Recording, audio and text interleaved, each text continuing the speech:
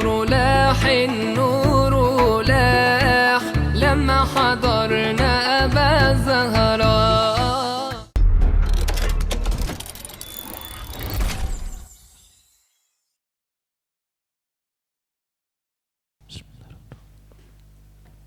Bismillahirrahmanirrahim. Assalamualaikum warahmatullahi wabarakatuh.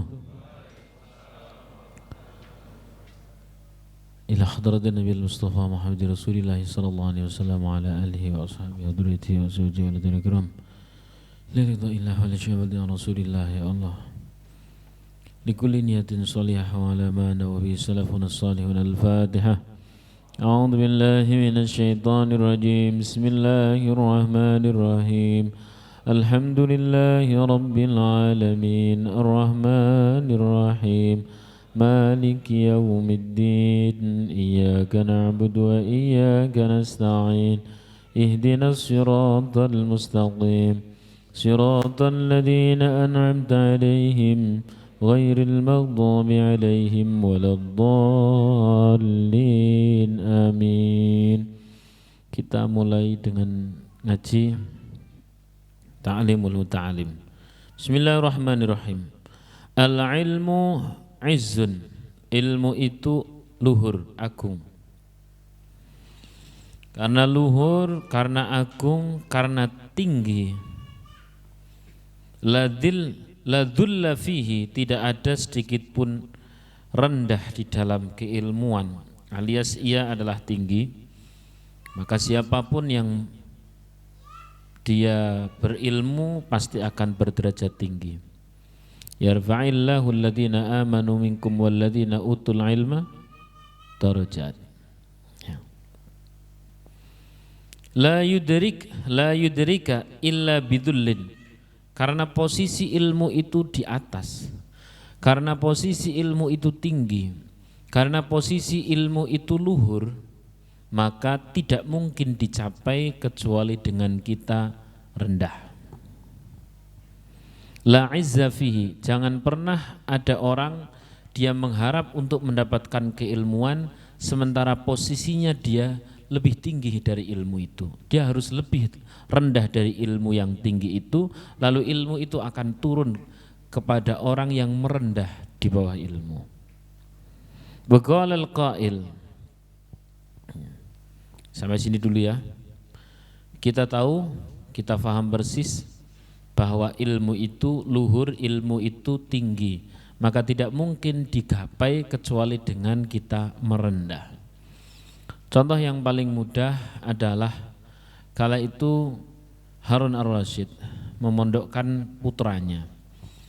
Harun ar-Rasyid itu putra dari Khalifah al-Mahdi. Khalifah al-Mahdi memiliki putra Musa dan Harun. Harun ini karena beliau dulu pada saat kecilnya juga dipondokkan oleh sang ayah, yakni Khalifah al-Mahdi. Kala Harun ar-Rasyid ini kemudian menjadi seorang khalifah pun beliau memondokkan putranya. Ya, pada skala itu kemudian sang guru dari putranya Harun ar-Rasyid, berarti corong ini ya gampang ini presiden gitulah ya. Anak presiden mondok di sebuah tempat. Nah, disebutkan ada beberapa riwayat yang terdapat di dalam Ta'limul Muta'alim di syarahnya itu. Intinya mondok gitu. Mondok, kemudian sang putra raja ini pada saat disambangi oleh ayahnya, yakni Raja Harun ar-Rasyid, itu posisi sang putra itu sedang menuangkan air wudunya sang guru. Jangan bisa bayangkan posisi kala itu. Berarti anak rojo, pas kemudian sang raja itu datang ke pondok anaknya lagi disuruh apa sama sang guru? Nuang air. Ini kira-kira apa yang akan terjadi kan jenengan wis mikir, wah piye. Mungkin para teman-temannya kan, wih rojo tekoi, anaknya lagi kon nuang air wudu sang guru. Ternyata ditegur itu sang guru oleh raja. Ditegurnya bukan perkara jangan gitu, ini santri tapi anak raja, bukan. malah mengatakan demikian, wahai guru, kenapa hanya engkau suruh anakku nuang air? Harusnya ku persilahkan engkau untuk menyuruh anakku sekaligus ngosoi, bahasa Indonesianya apa? Menggosok kaki engkau wahai sang guru. Karena beliau selagi apa? Wudhu. Wudhu itu ada membasuh apa? Kaki. Kenapa tidak sekalian gosok? Itu aku lebih harapkan. Kenapa? Karena engkau adalah ilmu dan anakku pencari ilmu. Sallallahu alaihi Nabi Muhammad. Lah terus sampean anak sapa? Kan gitu kan. Nah, terus tapi kan kita tidak boleh yang namanya membuat seseorang itu mengkultuskan ini dan sebagainya. Orang alim itu la yazid wa la yanqus. Orang alim itu tidak bertambah GR ketika disubyo-subyo dan tidak kurang ketika dihina. Kenapa? Dia istighal billah. Orang yang sudah fokusnya ke Allah Subhanahu wa taala. Jadi pada saat sampean hina ya sampean sendiri yang rugi, pada saat sampean memuliakan sampean sendiri yang mendapatkan ilmu. Sallallahu alaihi Nabi Muhammad. Dan masih banyak sekian cerita.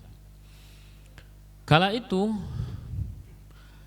berarti posisinya kalau Raja Harun ar-Rasyid itu mondok, maka Raja Harun ar-Rasyid ketika kecil bersama kakaknya yakni Musa, ini bukan Musa dan Harun Nabi bukan ya. Ini hanya nama tafaulan kayak ada anak sekarang namanya siapa? Ibrahim. Anak sekarang namanya siapa? Siapa? Muhammad dan sebagainya. Yang penting jangan Fir'aun, Namrud dan sebagainya. Itu namanya tafaulan. Kakaknya Musa, adiknya namanya Harun. Pada saat beliau masih kecil pun mondok di tempatnya Imam Malik. Ya kalau soal teknis mondoknya apakah seperti sekarang gitu ya tidak tahu. Tapi yang pasti belajar mencari ilmu.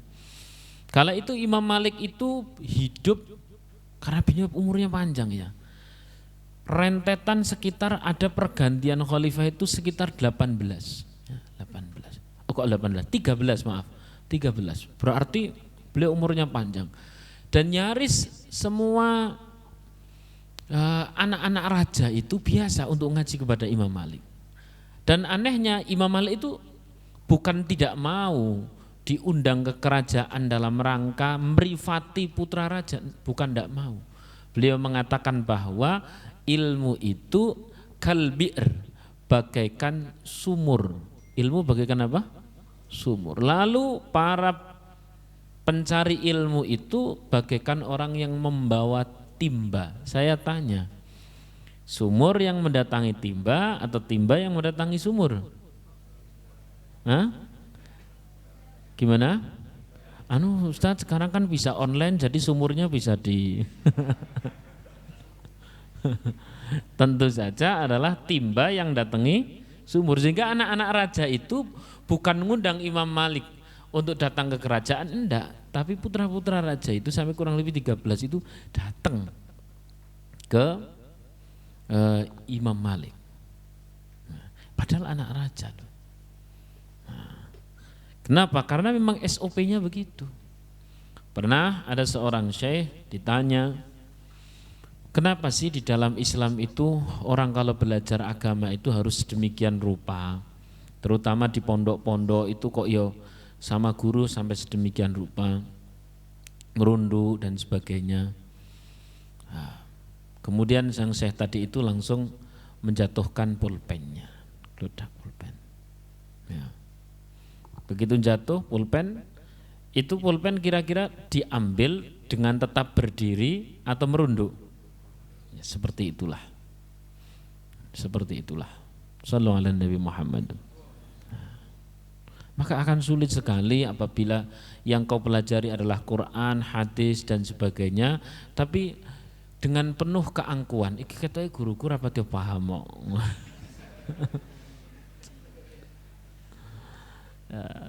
Jangan.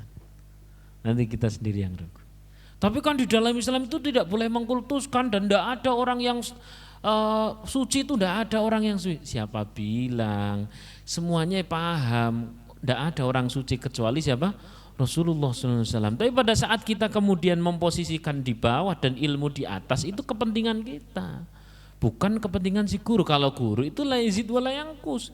Beliau tidak berkurang ketika dihina dan tidak bertambah ketika dipuji-puji, biasa saja kalau beliau. Kitanya yang butuh, karena posisi ilmu tinggi terus kemudian kita di bawah. Demikian pula bukan hanya guru, namun juga kitab, ya, kitab. Jangan pernah bawa kitab kok terus kemudian gini. Apalagi Quran. Tapi Ustadz, itu kan kalau membawa seperti ini bid'ah, angel nak gue tak seneng mula. Sangel kan gue. Apalagi dicium itu ndak ada, angel gue. Insyaallah. Saya sulit ngasih dalil itu. Paling-paling terus ngomong ini, orang boleh ndak cinta kepada Quran? Boleh. Lah kalau kau cinta kepada istrimu kira-kira dibiarkan atau dicium? Ya dicium. Quran pun sama. Wis dalile kuwi bae angel-angel men. Lu sekarang kan dipermasalahkan orang mencium Quran kan? Habis baca terus kemudian dicium, dipermasalahkan. Masya Allah, kok entuk yo perkorone. Golek-golek ngono lho. Masya Allah. Ya jangan gitulah. Bolehlah kita mencium kemudian menghormat dan sebagainya. Karena ini ilmu. Ya ada sebagian membawa seperti ini masih mending. Yang jelas-jelas salah adalah begini. Ini jelas tidak hormat. Begini apalagi posisinya di bawah. Nah, paling aman begini istirahat. Tempel. Sallallahu alaihi Nabi Muhammad. Dan jangan ditindih apapun. Loh itu Ustadz kok gadgetnya nempel di atas kitab. Gadget saya isinya kitab semua. Sama saja kan. Tapi kan ada mesinnya. Angel Harun rangkene. Angel. Sallallahu alaihi Nabi Muhammad. Ya, gitu. Ininya begitu Mas. Lah saya tidak tahu kalau itu di dalam ilmu-ilmu umum, saya tidak tahu. Ya, yang pasti kita tetap harus menghormati dosen itu pasti, menghormati guru sekolah SD, SMP, SMA, menghormati itu pasti. Namun kalau itu sudah levelnya Al-Quran, kalau itu levelnya hadis, tafsir, usul, fikih dan sebagainya, karena yang kita hormati adalah ilmu Allah, ya silahkan serendah-rendahnya kita. Kenapa? Agar maksimal itu drojok bahasa Indonesia apa ya? Derasnya turun itu maksimum turunnya. Sallallahu alaihi Nabi Muhammad. Nah begitu. Aralaka nafsan tashtahi an tu'izzaha falasta tanalul izz hatta tudillaha. Ini perkataan syair kalau ini.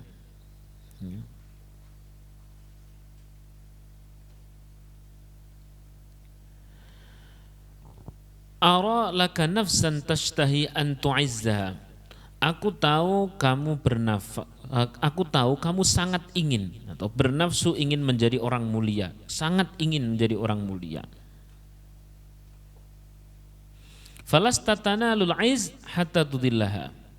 Namun kamu tidak akan dapat memperoleh kemuliaan itu selama engkau tidak menghinakan diri di bawah kemuliaan. Maksudnya begini, kemuliaan itu diibaratkan makhluk Allah. Dia tinggi, dia bagaikan air, dia bagaikan air terjun. Lalu engkau tidak pernah akan mendapatkan basahan dari kemuliaan itu kecuali engkau berada posisi di bawahnya. Nah, sallallahu alaihi Nabi Muhammad. Saya rasa untuk ngaji taklim hari ini pada intinya adalah sepanjang kita ini dalam proses belajar, silahkan merendahkan serendah diri pun di hadapan ilmu. Kenapa? Agar maksimum itu ilmu turun untuk kita. Kalau dalam bahasa umum kali aja namanya apa gitu, ada sendiri istilahnya, mengkosongkan apa? Gelas. Mengkosongkan gelas karena mau diisi oleh teko gitu ya. Yes, itu pun sama. Kira-kira kalau gelasnya sejajar dengan teko bisa maksimum turun atau tidak? Tidak bisa. Berarti gelas harus di bawah dan kosong. Gelas harus di bawah dan kosong. Jangan sampai kalah dengan itu loh. Prosedur SOP ingin jadi pendekar kungfu itu loh. Itu kan yang film-film juga harus taat kepada guru walaupun disuruh apa? Ngangkat air, terus kemudian nebang pohonnya diangkat, wah berongkalan apa-apa diangkat dan sebagainya.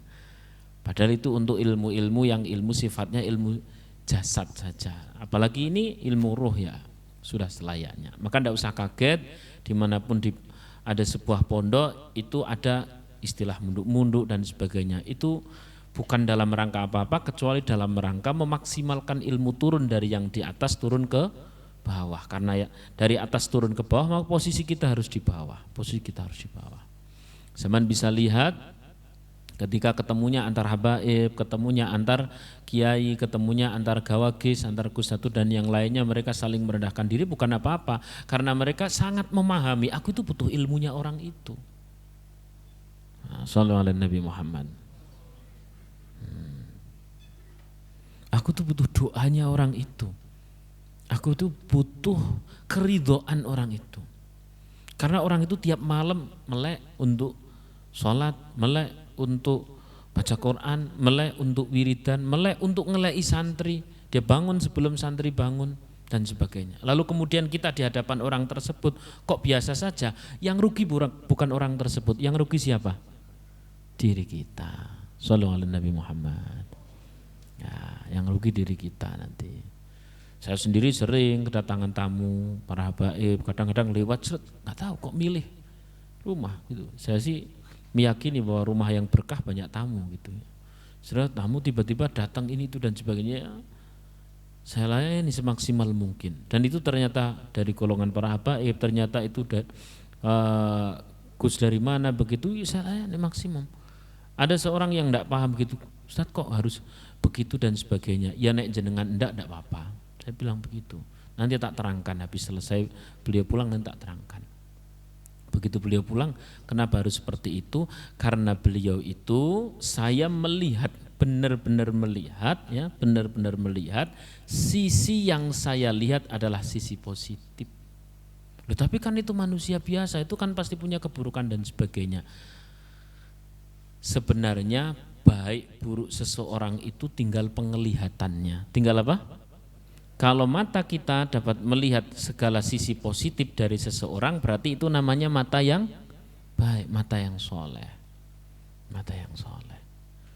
Nah, sehingga kesolehan itu dilihat dari situ. Wah, ini orang soleh. Saya melihat bahwa orang itu ya minimal kalau toh beliau bukan ahli wiridan, kalau toh beliau bukan ahli ngaji, kalau toh beliau tidak hafal Quran, tidak hafal hadis dan sebagainya, minimal beliau misalkan anak kiai, minimal beliau walaupun masih kecil, tapi beliau putra dari Habib. Lu kan dia putra dan sebagainya. Begini logika paling simpel. Kalau kau seorang tua, kau seorang ayah misalkan, pada saat berdoa, kira-kira doa itu tiap hari untuk anak enggak? Nah, dia dapat banyak doa dari ayahnya. Kalau saya berbuat baik sama dia, ya 1-2 gelintir doa juga tergelondor untuk saya. Tergelondor bahasa Indonesia apa? Gitu. Sallallahu alaihi Nabi Muhammad. Begitu seterusnya. Kaget kadang-kadang anak-anak saya yang di pondok itu kaget, padahal masih anak kecil. Justru pada saat masih anak kecil seperti itu lagi didoakan maksimum oleh orang tuanya. Lagi didoakan maksimum oleh orang tuanya. Maka sedemikian rupa saya melayaninya. Sallallahu alaihi Nabi Muhammad. Ya, begitu. Bismillahirrahmanirrahim. Jadi intinya siapa ingin mendapatkan kemuliaan ilmu, tidak ada kata lain kecuali dia merendah kepada ilmu agar ilmu itu dari atas maksimum turun ke bawah, yakni pada diri kita semuanya. Amin Allahumma amin. Zaman harus tahu posisi dan sebagainya. Sebagai kisah penutup ya, ada seorang namanya Bishr al-Hafi. Bishr Al-Hafi. Syekh Bishr Al-Hafi ini beliau adalah seorang ulama yang luar biasa. Bagaimana kok tahu luar biasa? Setidaknya beliau hidup di zaman Imam Ahmad ibni Hanbal. Imam Ahmad ibni Hanbal itu muridnya banyak, ribuan. Beliau menjadi madhab keempat.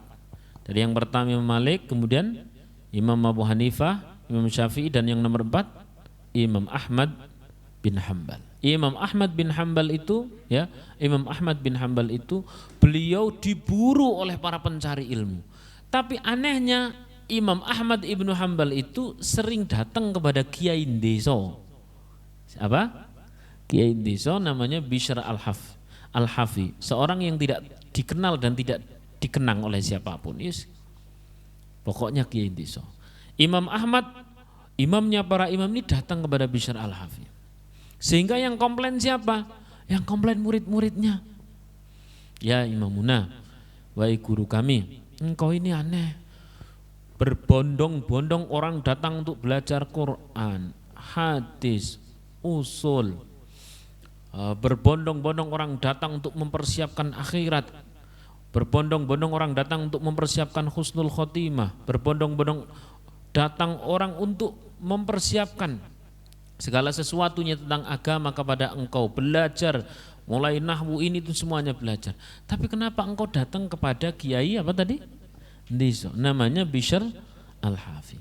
Imam Ahmad mengatakan demikian.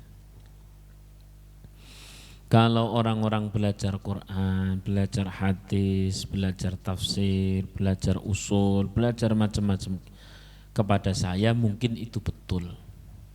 Tapi kenapa saya datang kepada Bishr Al-Hafi? Saya kepada beliau itu belajar mengenal Allah. Merinding enggak? Lah memang ada apa dengan Bishr Al-Hafi? Bishr Al-Hafi itu orang yang memiliki pandangan yang sangat-sangat bagus. Pandangan yang sangat-sangat lembut. Pandangan inilah yang memperbaiki beliau sendiri. Kasih contoh misalkan, beliau lagi lewat bersama para muridnya, itu tiba-tiba ada seorang anak muda yang ketika ngelihat beliau itu, padahal anak muda itu mungkin mulutnya itu masih bau arak. Ngelihat beliau, tiba-tiba ini anak muda yang mulutnya masih bau arak itu langsung merunduk-merunduk di hadapan Bishr Al-Hafi dan kemudian mencium tangan beliau. Apa kata Bishr Al-Hafi setelah anak muda tadi pergi? Husnudzon dia bahwa aku ini orang baik, menyelamatkan dia. Sementara aku yang dihusnudzoni belum tentu selamat. Mudeng atau mubeng? Mudeng atau mubeng? Mubeng ya. Husnudzon. Anak muda tadi itu kan tiba-tiba salim sama Bishr Al-Hafi. Berarti kan berangkat dari husnudzon. Maka Bishr Al-Hafi mengatakan husnudzon dia kepadaku menyelamatkan dirinya. Sementara aku yang dihusnudzoni belum tentu. Paham atau tidak? Maka beliau tidak GR sama sekali di salaman terus.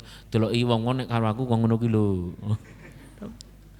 Maka orang yang kita hormati karena keilmuannya itu beliau sudah selesai dengan dirinya sendiri. La yazid wa la yanqus, tidak bertambah juga tidak berkurang, ditambah GR ketika kita hormati, tidak berkurang ketika kita hina.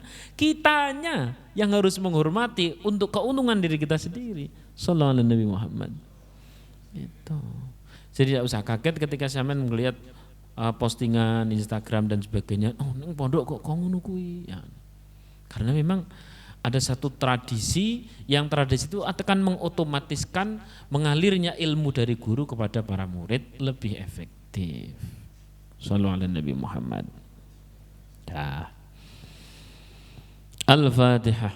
A'udzu billahi minasy syaithanir rajim. Bismillahirrahmanirrahim. Alhamdulillahi rabbil alamin. Ar-Rahmanir Rahim.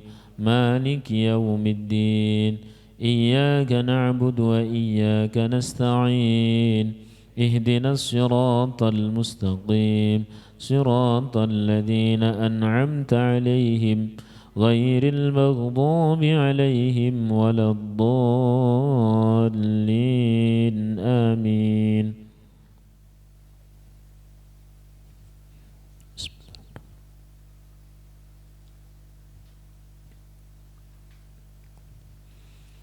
Kalam hikam yang keberapa?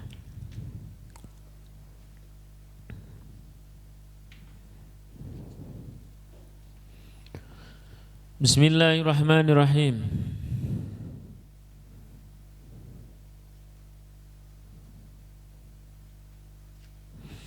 Idza jafaka khalilun kunta ta'lafuhu.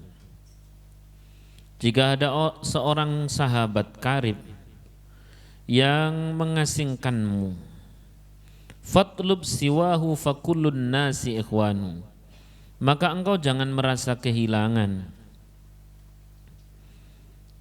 sebab akan ada yang lain.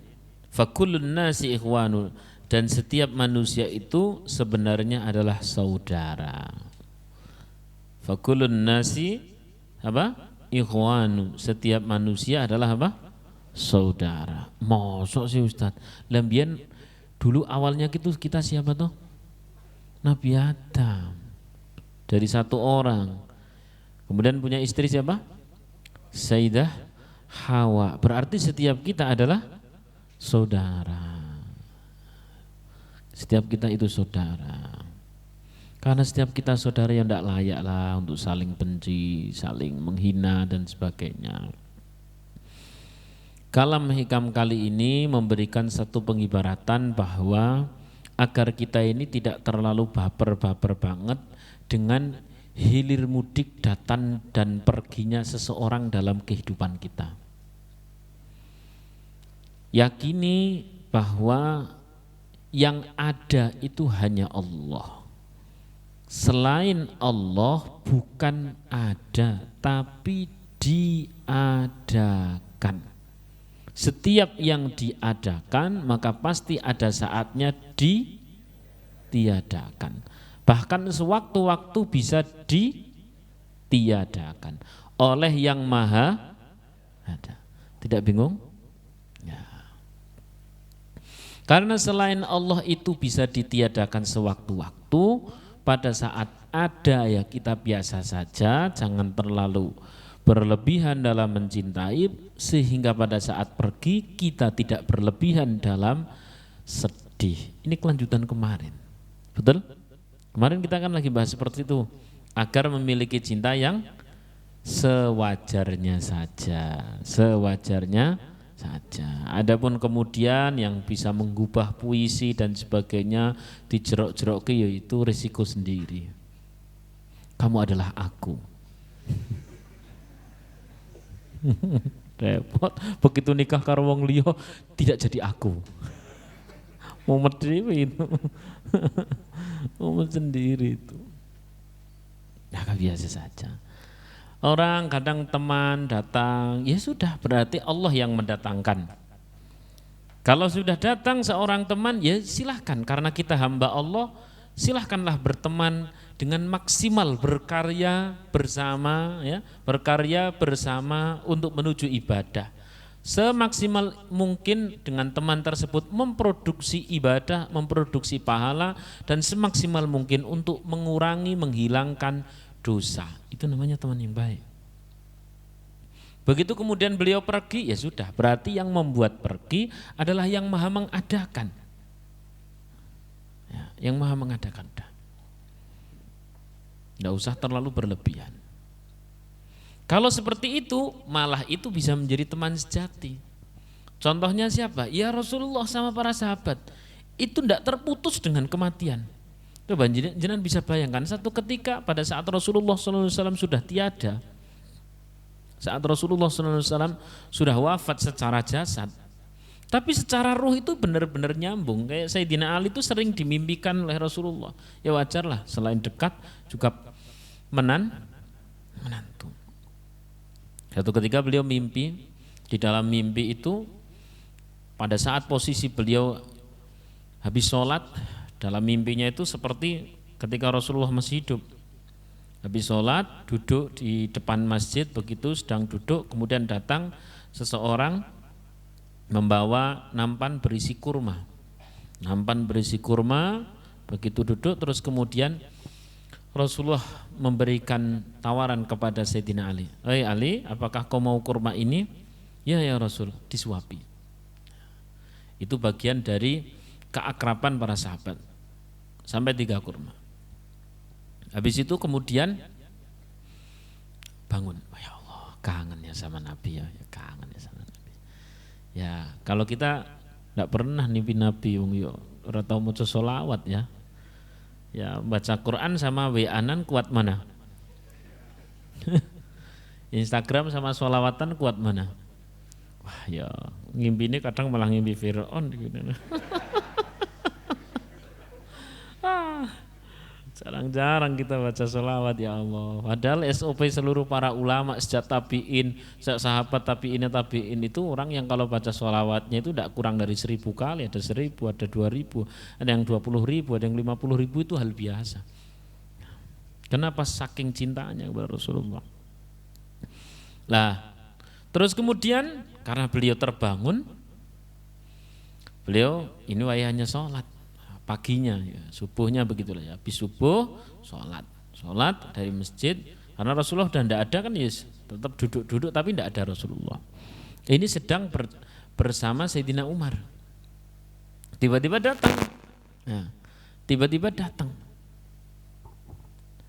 datang seorang yang membawa nampan berisi apa tadi?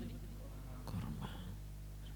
Sayyidina Umar langsung berkata, "Wahai Ali, maukah engkau kurma ini?" "Mau ya Umar." Dikasih, disuapi 3. Lah Sayyidina Ali mau mengatakan, jangan 3, tambah lagi. Apa kata Sayyidina Umar? Andaikan semalam aku melihat Rasulullah lebih dari ngasih 3 kurma, tak kasih lagi. Terus Sayyidina Ali kan bingung, oh berarti mambengike aku ngimpi sampean ono. Ya ono to ya. Gitu. Maka kalau pertemanan model demikian itu tidak terputus dengan kematian, Mas. Apalagi soal, ya kalau pertemanan kita hanya soal bisnis, urusan dunia dan sebagainya, pada saat untung ngumpul kabeh, engko pas rugi minggat kabeh, mumet-mumet gitu. Sallallahu alaihi Nabi Muhammad.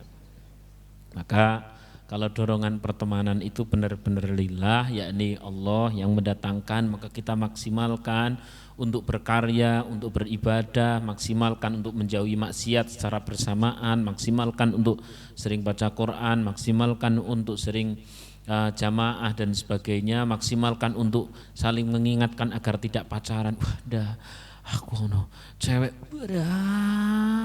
ayune kaya widadari salah panggonan. Lebih kok salah bangun, mestinya nang surga toh, ora iki nang kali gawe yo.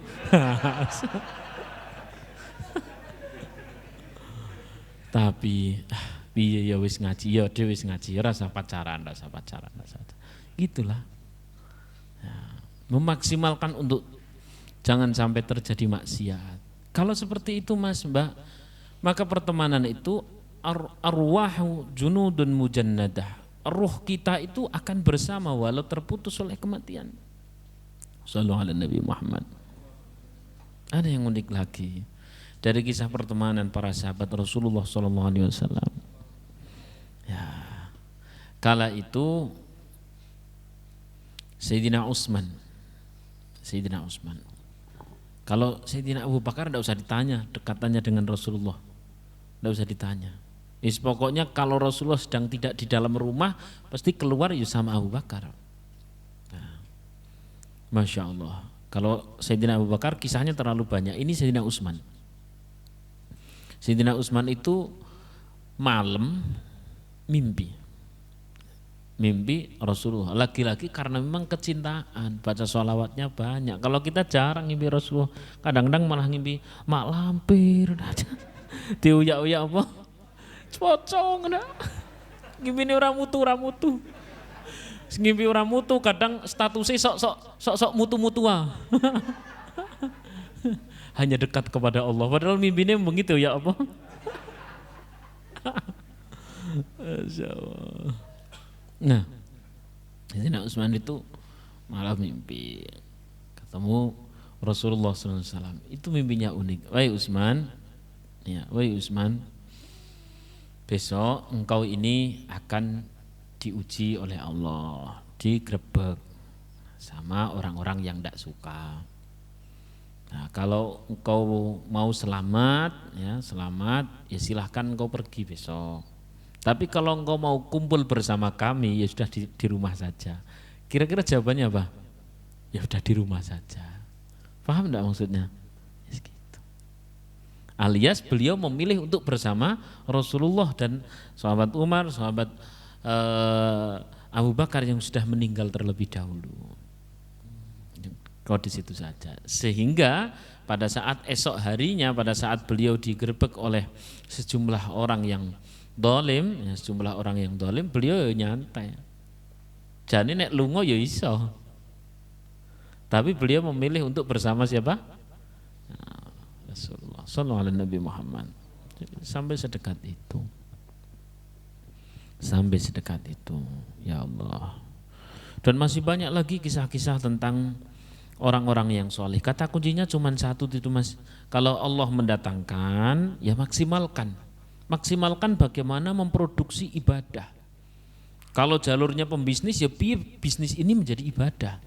Kalau jalurnya teman yang tiba-tiba didatangkan oleh Allah untuk kerja ya dalam sebuah kantor dan ya piye carane menjadi ibadah dan jarang-jarang melakukan maksiat. Ojo lah iki ngapusi lho dhewe ini. Tapi kan sithik. Iya tapi kan ngapusi. Tapi kan sithik. Wis ngene wae. Iki sithik apa akeh engko bengi ngaji wae. Begitu ngaji ya wis rasa ngapusi ya.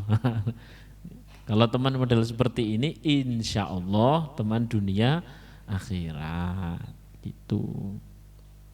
Nah ketika kemudian pergi ya kita tinggal simpel. Allah yang mendatangkan sehingga ketika ia pergi ya itu juga Allah. Apakah itu termasuk teman hidup? Ya kurang lebih begitu.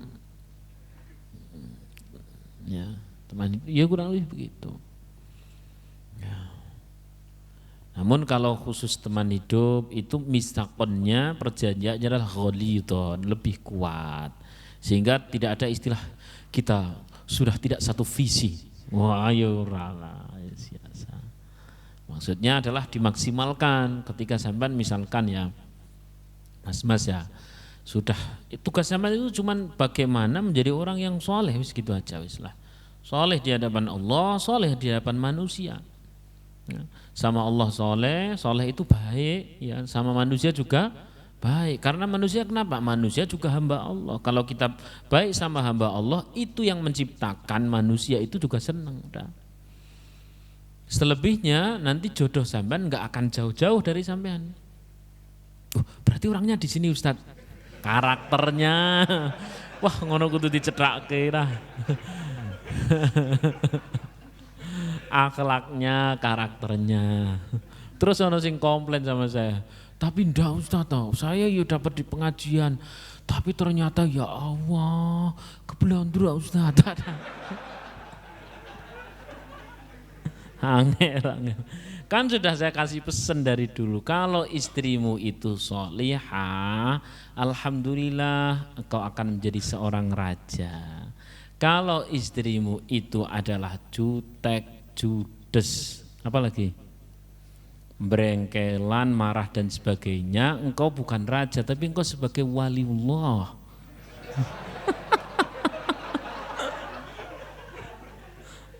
Jadi sama-sama untungnya. Tugas sampean adalah bagaimana menjadi orang yang soleh gitu ya.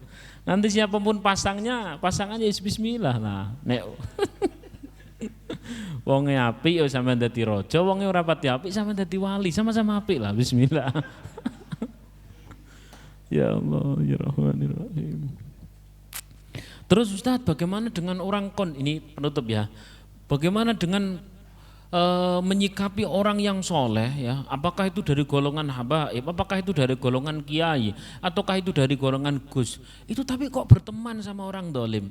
Mas, kalau bahasanya berteman memang tidak tepat, kurang baik, bahkan tidak baik. Tapi kalau bahasanya ngontrol dan membina, memang harus ada yang membina. Kalau orang dolim dibiarkan dan dijauhi semua oleh orang soleh, makin dolim bos. Maka harus ada yang ngontrol. Demikian pula ada yang ngontrol, ada yang ngerem, maaf dilokalisasi dan sebagainya dari orang yang soleh. Mung nek sampean bukan kapasitasnya, ojo melu. Saya khawatir nek kerasan kon ngono.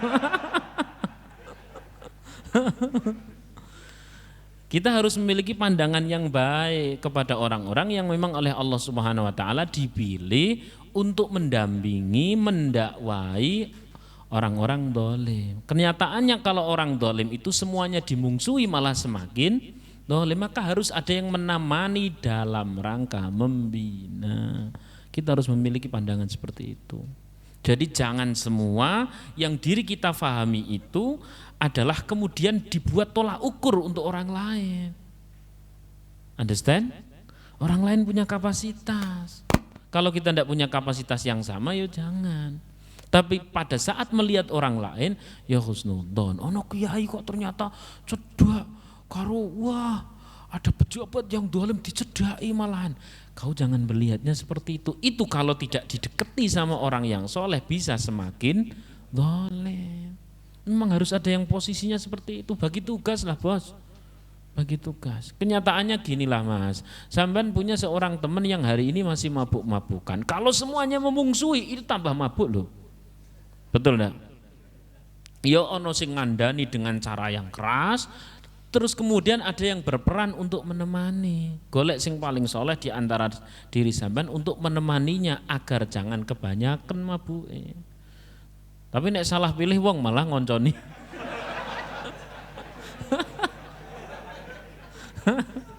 Repot. Insya Allah. Gitu ya mas ya.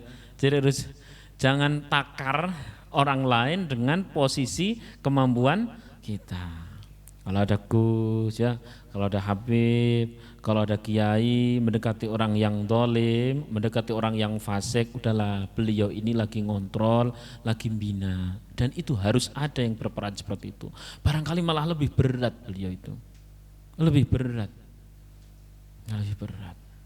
Harus lebih safety, harus lebih kontrol diri. Kalau kita kemudian orang yang baik, kemudian kumpul sama orang yang baik, tingkat kebaikannya kita ya sedang saja. Tapi kalau ada orang seperti itu, dia mau rela untuk dihina kanan kirinya, untuk dihina di sosial media, tapi menemani orang seperti itu malah yang luar biasa. Shallallahu alaihi Nabi Muhammad.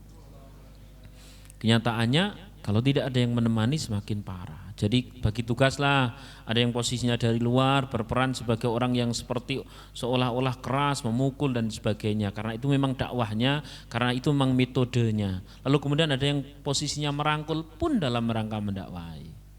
Sallallahu alaihi Nabi Muhammad. Kalau sama-sama dalam rangka ngontrol, dalam rangka amar ma'ruf nahi mungkar, baik metode dengan cara memungsuhi maupun metode dengan cara merangkul, asal niatnya sama, ya sama-sama lah kualitasnya. Yang salah itu adalah memungsuhi dalam rangka membenci untuk menghancurkannya, untuk menghinanya, atau menemani dalam rangka untuk mencari keuntungan, itu baru salah. Tapi kayaknya dia mencari keuntungan, oh hebat men sampean ngerti hatine wong. Malaikat aja enggak tahu. Jangan Kalau memang posisi kita termasuk orang yang tegas, termasuk orang yang memungsuhi dalam rangka mendakwai, silahkan lanjutkan itu. Tapi jangan pernah merendahkan yang mendakwai dengan cara merangkul. Demikian pula yang memang asli jalurnya merangkul orang dolim dalam rangka mendakwai, ya jangan menyalahkan yang memungsuhi. Mudeng atau mubeng? Harusnya itu namanya kerjasama tak tertulis. Sallallahu alaihi Nabi Muhammad. Sama-sama baik. Husnudzon. Alhamdulillahirabbil alamin. Dah, enggak usah malam-malam. Semoga bermanfaat. Kemarin saya ada yang WA, Ustaz ternyata ngajinya sampai 9:30. Ya wis, sesuk sadurunge jam 09.00 wis leren. Ngono. Ya Allah ya Rahmanir-Rahim. Ya ini sekedar ngasih kabar Mas Mbak rahimakumullah. Ngaji itu kalau memang mau serius membenahi diri dan sebagainya, hendaknya tetap rutin. Entah itu 1 pekan sekali, 1 pekan 2 kali. Kalau bagi khusus yang masih sholat saja masih bingung, mau wudu saja masih bingung, ono wudu kok membasuh apa? Ini wudu itu harus membasuh ketiak oleh madhab Sukohti. Wudu masih bingung, terus ditanya batalnya tayamum itu ada berapa? Oh, ya Ustaz, saya tahu batalnya wudu tayamum. Saya tahu batalnya wudu, batalnya tayamum. Kok masih bingung? Ya mbok yo disempatkan untuk ngaji urut gitulah. Urut itu di pondok ada nyaris setiap hari kecuali kalau Selasa kayak gini fokus di sini. Setiap hari insya Allah ba'da maghrib ya datang. Insya Allah enggak berat ya, paling suruh ngapalin dikit toh. Ya pusing dikit lah, pusing-pusing soleh. Gitu ya, kalau jadwalkan dalam 1 pekan sekali gitu datang. Kalau pengen tafsir ba'da asar, kalau pengen hadis ba'da zuhur, kalau pengen makalah ulama ba'da subuh. Ya, mana yang sampean bisa monggo silahkan. Tapi kan tidak harus di situ ya, di mana saja. Pokoknya jangan sampai tinggalkan ngaji. Mayyuridillahu bi khairan yufaqihu fiddin. Siapa orang yang sedang dikehendaki oleh Allah menjadi orang baik, maka lihat bagaimana gairah dia kepada ilmu agama. Kalau gairah kepada ilmu agamanya tinggi, berarti orang ini sedang dikehendaki oleh Allah menjadi orang baik. Man salaka tariqan yaltamisu fil ilma sahalallahu tariqahu ilal jannah. Siapa orang dalam kehidupannya seperti apapun, mau lagi senang, susah, PPKM, KMPP, macam-macam pokoknya. Dia kok masih menyempatkan untuk nyari ilmu, perjalanannya ya lagi posisi lagi berbunga-bunga karena cintanya diterima, dapat 3 hari ternyata ditolak yang diterima temannya. Macam-macam perjalanan hidup itu macam-macam. Kok dia mau menyempatkan waktunya untuk mencari ilmu, maka perjalanan orang tadi sedang berjalan menuju surga. Istilahnya pokoknya disempatkan, silakan. Jadi sudah saya kabarkan, kalau makalah ulama ba'da subuh, kalau hadis ba'da zuhur, kalau tafsir ba'da asar, kalau fikih sama fikih apa lagi itu? Terus fikih, ada nahwu, ada ta'lim itu yang ba'da maghrib. Ya monggo. Yang saya rekomendasikan adalah yang ba'da maghrib itu kan sudah selesai kerja kan, sudah selesai kerja dan jarang live memang. Kenapa kok jarang live? Ya tadi itu kan ilmu harusnya mendatangi atau didatangi. Loh kok ini Ustaz datang, wah dispensasi gitu. Gitu ya. Silahkan datang biar ngurut, terutama fikih Mas, terutama fikih. Mosok ya ono ya ini jadi orang Islam berpuluh-puluh tahun takoni fardunya sholat ada berapa? Saya bisa sholat, fardunya pokoknya saya bisa, yes. Terus fardu itu ada fardu ya, ada qauliyah ya, ada kemudian fi'liyah dan sebagainya. Itu diulang dari awal. Bahkan saya tambahi satu lagi, kalau yang khusus beberapa hari tertentu saya lupa jadwalnya, itu adalah tafakkur bacaan sholat. Tafakkur apa? Bacaan sholat. Agar pada saat sholat kita itu tahu yang kita baca itu apa maknanya, apa mendalam gitu loh. Sehingga begitu Allahu Akbar ora terus langsung eling kunci. Kadang lagi Allahu Akbar, iki nek ya niki mantanku nggih ngopo ya. Ora mutu. Gitu ya. Nah, kita harus tafakkur bacaan sholat itu setiap ba'da maghrib. Silahkan, ya enggak harus rutin, enggak apa-apa, sesekali juga enggak masalah, datang aja. Demikian yang dapat saya sampaikan. Oh ya, kabar tentang pondok, alhamdulillahirabbil alamin. Bersyukur kepada Allah sejak awal ngaji ini bertahun-tahun yang lalu, kebayang ya kalau bertahun-tahun yang lalu itu tidak ada istilah closing sedekah, maka barangkali ya enggak ada terdiri pesantren, nggak ada orang yang setiap hari membaca Quran. Doakan kita semuanya. Nggak ada orang yang setiap hari sujud di tempat itu. Tapi qadarullah sejak awal ngaji, langsung saya inisiatif ngaji itu untuk ngikat ilmu adalah dengan sedekah.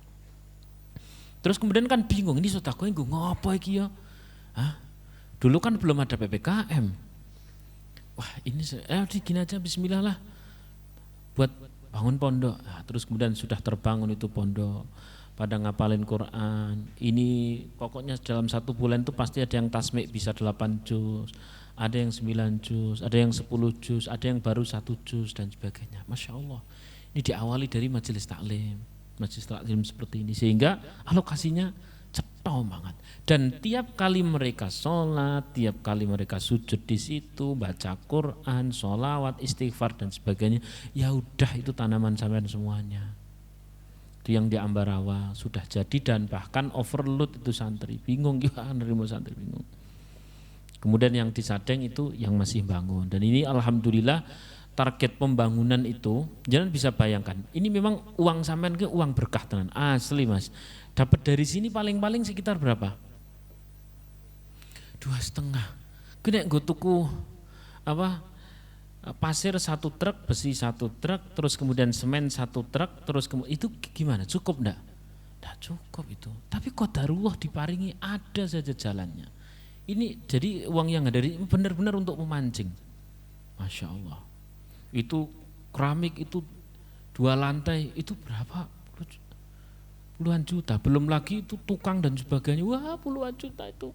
Uangnya RAB-nya berapa? 1 M sekian gitu. Tapi yo selesai alhamdulillah.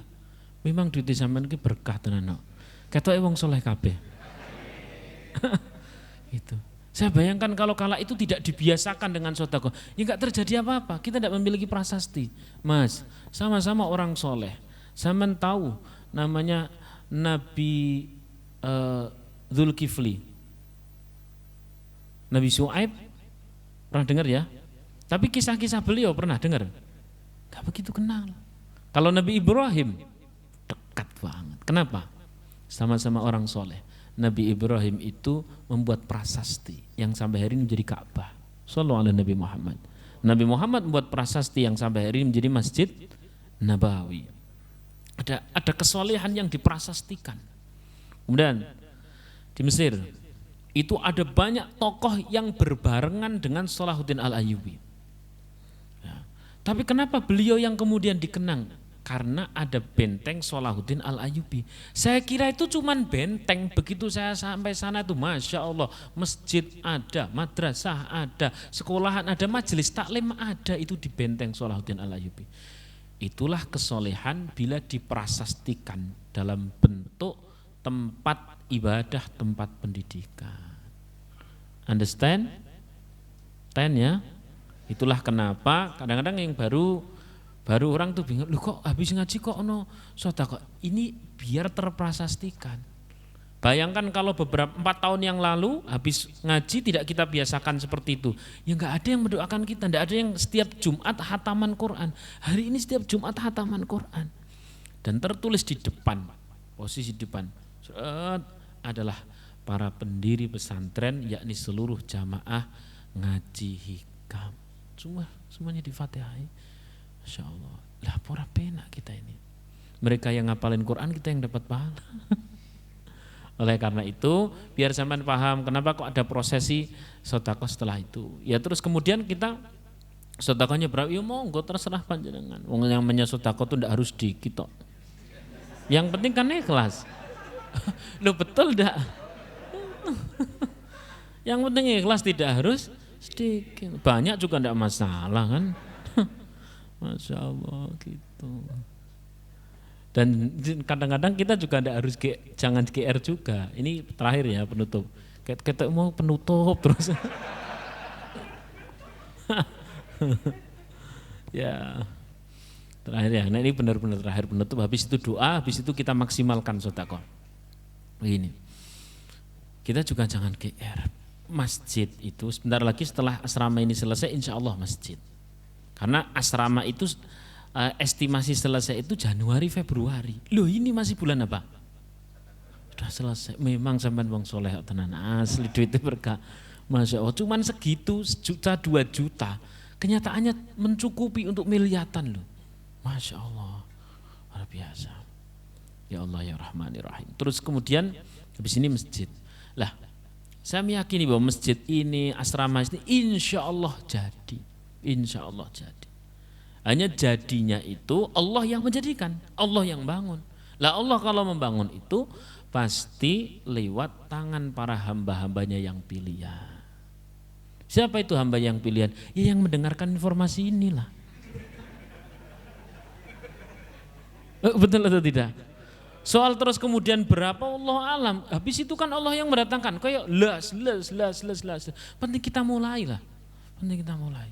Semoga itu juga menjadi pelajaran bagi sampean ketika sampean sudah menikah. Lalu mau bangun rumah, niatnya bismillah. Saya mau bangun tempat untuk bersama istri beribadah. Ya rada malaikate rada limpe sithik lho. Dilimpe sithik. Di sanalah nanti saya sama istri akan sholat, baca Quran, ya perlu ngadakan pengajian dan sebagainya.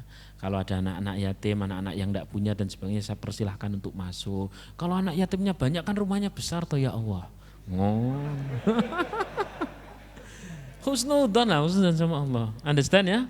Gitu. Ojo kaya umume wong, ya Allah, ketoke aku kok ora mampu to ya. Ya kowe ora mampu nek Gusti Allah kecil lah. Sallallahu alaihi Nabi Muhammad.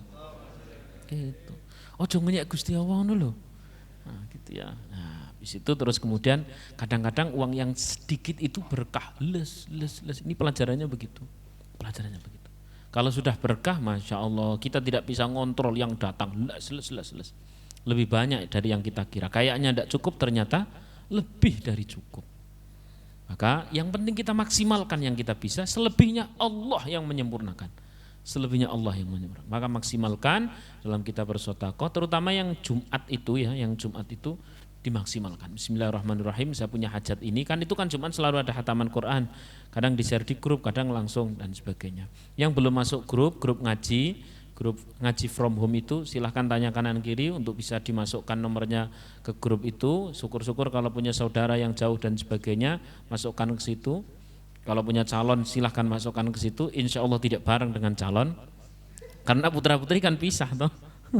Ya, silahkan masuk ke grup itu. Insya Allah grup itu sepi, tidak ada orang jualan sandal, karena kan hanya untuk ngaji. Hanya untuk ngaji. Tiap hari itu pasti ada audio ngaji. Ya, ada audio ngaji. Malah ada yang DM ke saya, Ustadz apa enggak capek itu setiap hari rekaman seperti itu.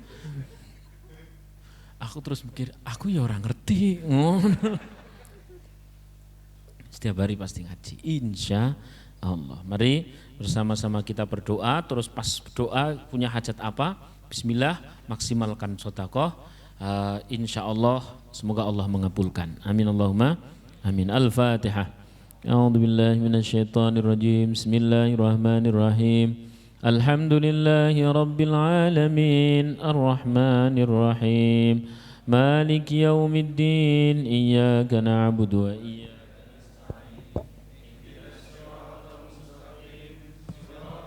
nasta'in. An'amta 'alaihim ghairil maghdubi 'alaihim waladdallin. Amin. Istighfar dulu.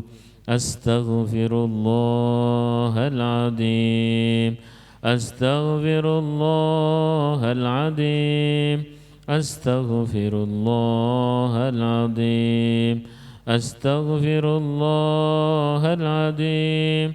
Astaghfirullahal azim.